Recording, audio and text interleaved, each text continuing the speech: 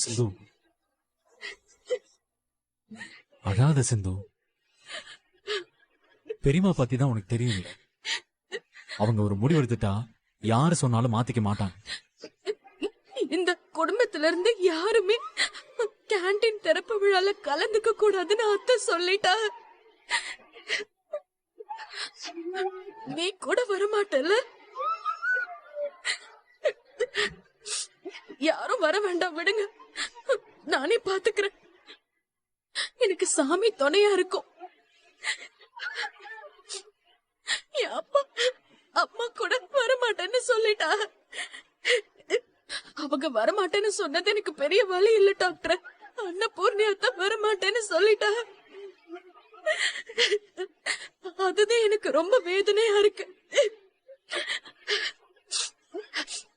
பரவாயில்ல விடு டாக்டர், நான் செஞ்ச தப்புக்கு தண்டனை அனுபவிச்சுதானே ஆகணும். சிந்து, நீ ஒன்னும் கவலைப்படாத. நாளைக்கு நீ நினைச்ச மாதிரி கேண்டீன் திறப்பு விழாவுக்கு அன்னபூர்ணி பெரியமாவை நான் அழைச்சிட்டு வரேன். என்ன டாக்டர், இவ்ளோ பெரிய பொய் சொல்ற? உன்னால எப்படி அவங்கள அழைச்சிட்டு வர முடியும்? அவங்க தெளிவா சொல்லிட்டாலே வர முடியாதுன்னு. நம்பிக்கை தானே வாழ்க்கை. நீ நம்பிக்கையோட இரு சிந்து, நல்லதே நடக்கும். நீ நாளைக்கு கேண்டீன் திறப்பு விழாவுக்கு எல்லா ஏற்பாடும் பண்ணு. ஊர் பெரியவங்க, உனக்கு தெரிஞ்சவங்க எல்லாருக்கும் கேண்டீன் திறப்பு விழாக்கு பத்திரிக்கை வச்சு வரவை. பெரியமாவும் வருவாங்க.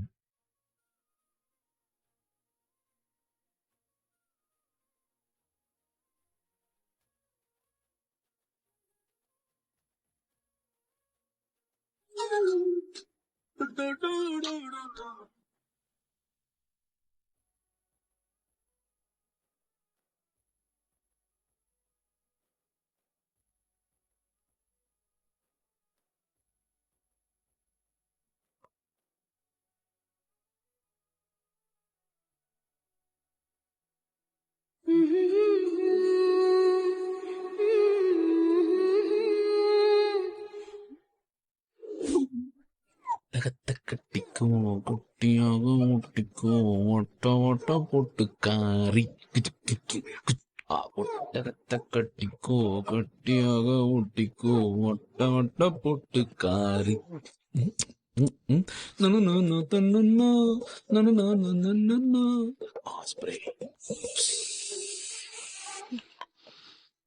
கண்ணையின் முன்னே கடலும் துள்ளாது, பெண்ணே நான் தூண்டில் போட்டால் விண்மீனும் தப்பாது, பெண்ணே நான் தூண்டில் போட்டால் விண்மீனும் தப்பாது.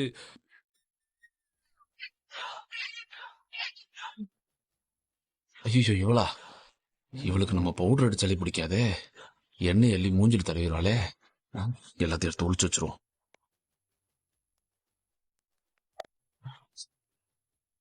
கொஞ்சமாவது உனக்கு அறிவு இருக்கா? அது இருந்தா உன்னையா நான் கல்யாணம் பண்ண போறேன். என்ன? இல்ல ஒண்ணு இல்ல, நீ சொல்லு, வந்த விஷயத்த சொல்லு. பாவம் சிந்து கஷ்டப்பட்டு ஹாஸ்பிட்டல்ல மெஸ் ஓபன் பண்றா. நம்ம வீட்ல இருந்து அன்னபூர்ணியத்தை நம்ம யாருமே போக கூடாதுன்னு சொல்லிட்டாங்க. அத பத்தி எல்லாம் கொஞ்சம் கூட கவலைப்படாம நீ பாட்டு ஒட்டகத்தை கட்டிக்கோ டைனோசரை கட்டிக்கோன்னு என்னென்னமோ உளறிக்கிட்டு இருக்க. கொஞ்சமாவது அக்கறை இருந்தா நீ இப்படிலாம் பாட்டு ஜாலியா இருப்பியா? இல்ல, அதுக்கு நான் என்ன பண்ண முடியும் பெரியவி? அம்மாக்கு பிடிக்காத விஷயத்த இந்த வீட்டுல யாருமே செய்ய மாட்டாங்களே. சிந்து மேல இருக்கிற கோவம் அம்மாக்கு இன்னும் குறையல. அதனாலதான் அவங்க இப்பெல்லாம் சொல்றாங்க. அவங்க சொன்னா இதை இப்படியே விட்டுறதா? அவங்க கிட்ட எப்படியாவது பேசி அவங்கள கன்வின்ஸ் பண்ணணும். அவங்க கிட்ட எப்படி சொன்னாலும் கேட்க மாட்டாங்களே பைரவி. அப்படிலாம் நீ சொல்லாத. நியாயமான விஷயத்த அவங்க ஏத்துக்கிற மாதிரி சொன்னா அவங்க கண்டிப்பா கேட்பாங்க. நீ போய் அன்னபூர்ணியத்தை கிட்ட பேசி கேண்டீன் திருவிழாவுக்கு அவங்கள நீ வரவை. உன்னால முடியும். என்ன பைரவி, என்ன போய் கோத்து விடுற? சும்மாவே எங்க அம்மா என்ன திட்டிக்கிட்டு இருக்கோம். இப்ப நான் போய் சிந்துக்காக பேசினேன்னு வை, அவ்வளவுதான். நான் என்ன ஆவனே எனக்கு தெரியாது. நான் போய் கேக்குறத விட நீ போய் கேட்டேன்னு வச்சுக்க, எங்க அம்மா ஒத்துக்குவாங்க. சொல்ல போனா என்னை விட எங்க அம்மாக்கு உன்னதான் ரொம்ப பிடிக்கும். உன்னதான் எங்க அம்மா ரொம்ப மதிக்கிறாங்க. நீ சொன்னா கண்டிப்பா கேட்பாங்க. நீயே போய் கேளு. அது எனக்கும் தெரியும். நான் போய் பேசிட்டு தான் வரேன். ஓஹோ. ஆனா அவங்க கட்டன் ரைட்டா சிந்துவோட கேண்டீன் திருவிழாவுக்கு இங்க இருந்து யாருமே போக கூடாதுன்னு சொல்லிட்டாங்க. நீ கேட்டே போக கூடாதுன்னு சொல்லிட்டாங்க. நான் மட்டும் சொன்னா கேட்பாங்களாக்கும்? கண்டிப்பா கேட்க மாட்டாங்க பைரவி. நீயே எந்த ஒரு முடிவுக்கும் வராத. முதல்ல உங்க அம்மா கிட்ட போய் பேசு.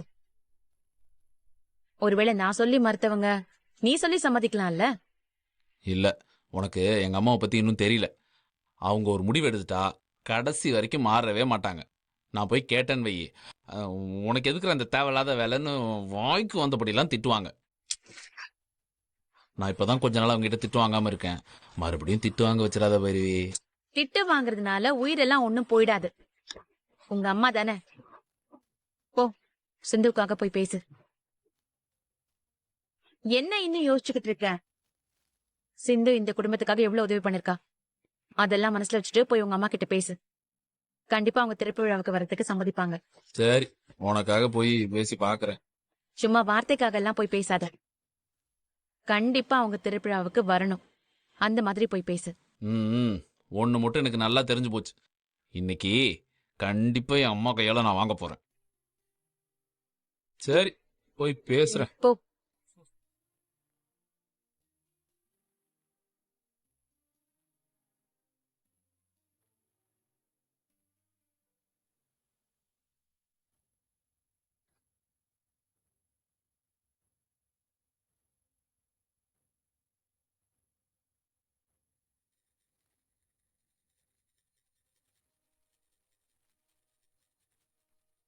ஏய், ஆ? என்ன இங்கே நிக்கிற? போய் உங்க அம்மா கிட்ட போய் பேசு. போ. போறேன்.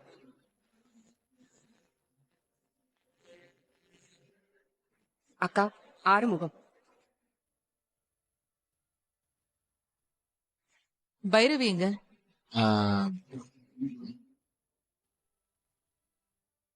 அவ ரூம்ல இருக்காமா. சரி.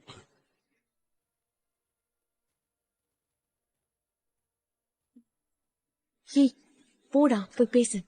ம். அம்மா, என்னப்பா?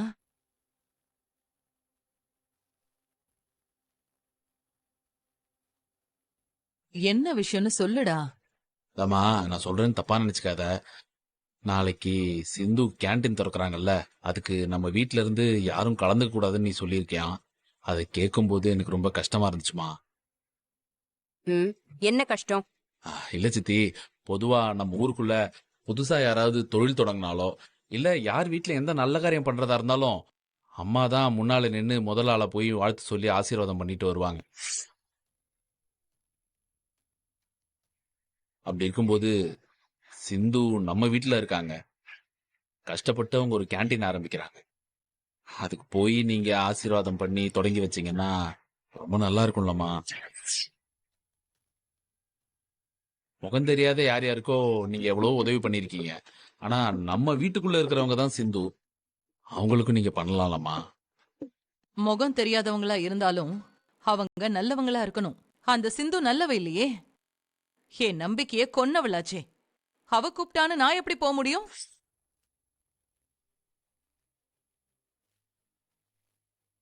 அவ சொன்ன ஒரு பொய்யால இந்த ஊர்ல உள்ளவங்க சிவாவை பத்தியும் நம்ம குடும்பத்தை பத்தியும் எவ்வளவு தரக்குறைவா பேசியிருப்பாங்க. அதெல்லாம் எப்படி என்னால மறக்க முடியும்? என்ன பொறுத்த வரைக்கும் சிந்துவுக்கு எப்பவுமே மன்னிப்பு இல்ல. அவ செஞ்ச தப்புக்கு அவ தண்டனை அனுபவிச்சுதான் தீரணும். ரைட்டுமா, நீங்க சொல்றதெல்லாம் சரிதான், இல்லங்கல. ஆனா நீங்களே கேண்டீன் திருவிழாக்கு வரலனா ஊர்ல இருக்கிறவங்க சிந்துவை மதிக்க மாட்டாங்களம்மா. அத பத்தி கவலைப்பட வேண்டிய அவசியம் எனக்கு இல்ல. அவ சிவாவை அவமானப்படுத்தி இருந்தாலும் அவள சிவா ஹாஸ்பிட்டல்ல கேண்டீன் ஆரம்பிக்க வச்சதே நம்மளோட பெருந்தன்மைதான். புரியுதா? அவ சிவாவை விட்டு பிரிஞ்சிருக்கணுமேனு தான் நான் நினைச்சேனே தவிர அவ வாழ்வாதாரத்தை அழிக்கணும்னு நான் என்னைக்குமே நினைச்சதில்ல. அவ இங்கேயே எப்படியோ வாழ்ந்துட்டு போகட்டும். ஆனா அவ சிவா கூட வாழவே கூடாது. சிவாவை விட்டு பிரிஞ்சு அவ கஷ்டப்படக்கூடாதுன்னு தான் அவளுக்கு இவ்ளோ பெரிய வாய்ப்பை நான் கொடுத்திருக்கேன். அத வச்சு அவ பொழைச்சு போகட்டும். இனிமே அந்த சிந்துவுக்கு உதவி பண்ற நோக்கத்தோட என்கிட்ட வந்து நீ பேசாத. எனக்கு இதெல்லாம் சுத்தமா பிடிக்காது. வாமகா.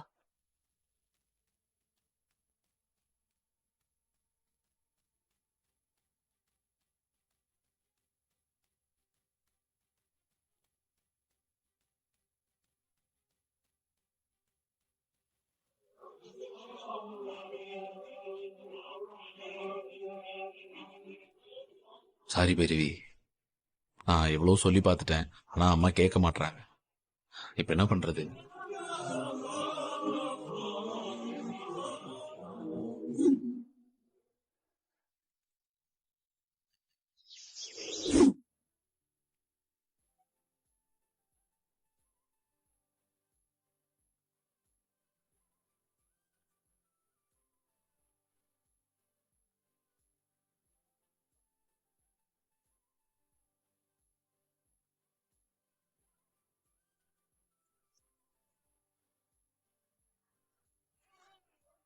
அக்கா அக்கா இன்னைக்கு திறப்பு விழாவுக்கு உங்க அத்தை அன்னபூரணி வருவாங்களா?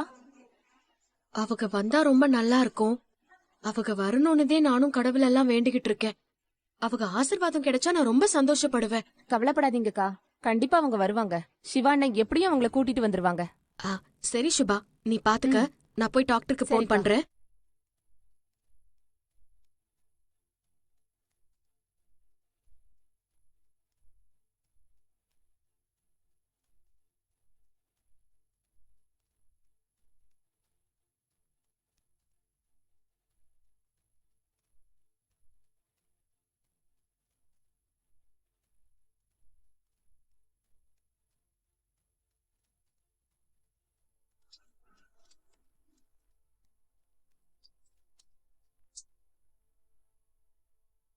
என்ன ரிங்கு போது போன் எடுக்க மாட்டேங்கிறாக?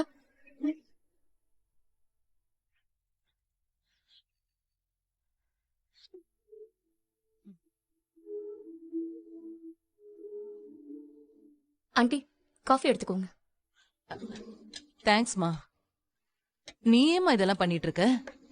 இருக்கட்டும் ஆண்டி, எனக்கு காஃபி குடிக்கணும் போல இருந்துச்சு, அதான் உங்களுக்கும் சேர்த்து போட்டு எடுத்துட்டு வந்தேன். நல்லா இருக்கு காஃபி, ரொம்ப நல்லா இருக்கு.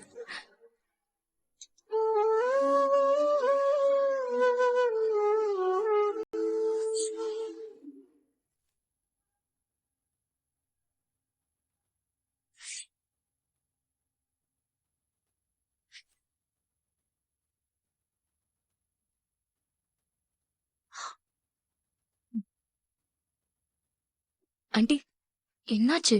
ஏன் ஒரு மாதிரி இருக்கீங்க? ஒண்ணும் இல்லம்மா, லேசா தலை சுத்துற மாதிரி இருக்கு. பிபி டேப்லெட்லாம் ஒழுங்கா போடுறீங்கல்ல? 2 நாளா டேப்லெட் போடுறதுக்கு மறந்துட்டேன். அதனாலதான் இப்படி இருக்கும் என்னமோ. என் ரூம்ல பிபி டேப்லெட் இருக்கு, கொஞ்சம் எடுத்துட்டு வரியா? சரிங்க ஆண்டி.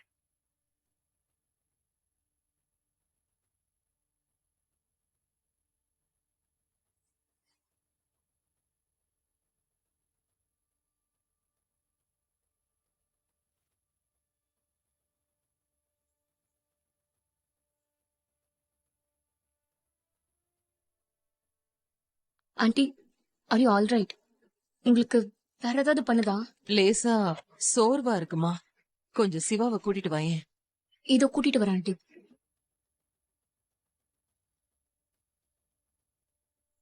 சிவா, சிவா, என்ன சுவாதி? சிவா, அன்னபூர்ணி ஆண்டிக்கு மயக்கம் வர மாதிரி இருக்கான். உன்னை உடனே கூட்டிட்டு வர சொன்னாங்க. பெரியமாவுக்கு என்ன ஆச்சு? தெரியல சிவா, நீ உடனே வா.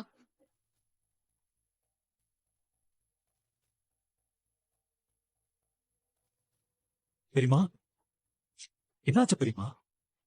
ஒண்ணும் இல்லையா, பயப்படாத. லேசா மயக்கம் வர மாதிரி இருக்கு, அவ்வளவுதான். 2 நாளா பிபி மாத்திரை போட மறந்துட்டேன்ல, அதனாலதான் நான் நினைக்கிறேன். என்ன பெரியமா நீங்க டேப்லெட் எல்லாம் கரெக்டா போடணும்னு சொல்லிருக்கேன்ல, ஏன் இப்படி பண்றீங்க? ஒரு நிமிஷம் இருங்க, பிரஷர் எவ்வளவு இருக்குன்னு பாக்கலாம்.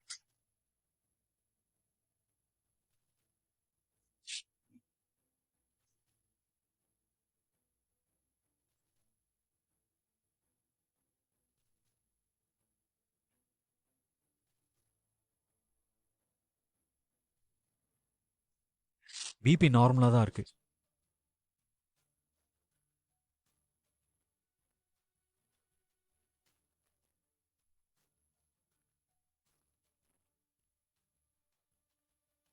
எல்லாம் நார்மலா தான் இருக்கு பெரியமா. இயர்லி ஒன்ஸ் கண்டிப்பா ஒரு மாஸ்டர் செக்அப் பண்ணணும் பெரியமா. இன்னைக்கு ஹாஸ்பிட்டல் வந்தீங்கன்னா உடனே பண்ணிடலாம், வாங்க. ஆமா ஆண்டி, நீங்க சிவா கூட போய் ஒரு மாஸ்டர் செக்அப் பண்ணிக்கோங்க. அப்பதான் வேற ஏதாவது பிரச்சனை இருந்தாலும் தெரியும். அதெல்லாம் தேவையில்லம்மா. இன்னொரு நாளைக்கு போய்க்கலாம். இல்ல பெரியமா, இப்பெல்லாம் 6 மந்த்ஸ்க்கு ஒரு வாட்டி மாஸ்டர் செக்அப் பண்ணணும். உங்களுக்கு பண்ணி 1 இயர் ஆச்சு. உடனே பண்ணணும். இல்லனா தேவையில்லாத ரிஸ்க். நீங்க வாங்க, நம்ம இன்னைக்கே போய் செக் பண்ணிடலாம். யோசிக்காதீங்க பெரியமா. மா என்னம்மா என்னாச்சு? என்னாச்சு சிவா? ஒண்ணும் இல்லையா, லேசா மயக்கம் வர மாதிரி இருந்துச்சு. ஐயோ, என்னம்மா சொல்ற? சிவா, என்ன அம்மா இப்படி சொல்றாங்க? முதல்ல வா, ஹாஸ்பிட்டல் கூட்டு போலாம். வாமா. நான் கூப்பிட்டு தான் இருக்கேன் ஆறுமுகம். ஆனா இவங்க தான் கேட்க மாட்டேங்கிறாங்க. என்னம்மா நீ சிவா சொல்லியே கேட்க மாட்டேங்கிற? பைரவி, சொல்லு பைரவி. ஆமா அத்தை, நீங்க முதல்ல உடனே கிளம்பி ஹாஸ்பிட்டலுக்கு போங்க. இந்த மாதிரி ஹெல்த் விஷயத்துல அலட்சியமா இருக்காதீங்க. போய் என்ன ஏதுன்னு உடனே பாத்துருங்க. அப்பதான் சீக்கிரம் சரி பண்ண முடியும். ஆமா ஆண்டி, இங்க கிளம்புங்க. அம்மாவும் அப்பாவும் வெளில போயிருக்காங்க. அவங்க வந்ததும் நான் ஹாஸ்பிட்டல் வரேன். நீங்க சிவா கூட போங்க. சரி, வாங்க நீங்க முதல்ல. ஆறுமுகம், நீ கார் எடு. சரி சிவா, ஆமா. போய் கார் பைரவி, எடு. நீ அம்மா கூட்டு வா. வாங்க. வர சுவாதி.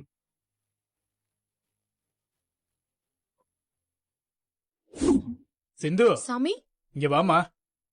உன் கையால இந்த விளக்க ஏத்தி வச்சிருமா.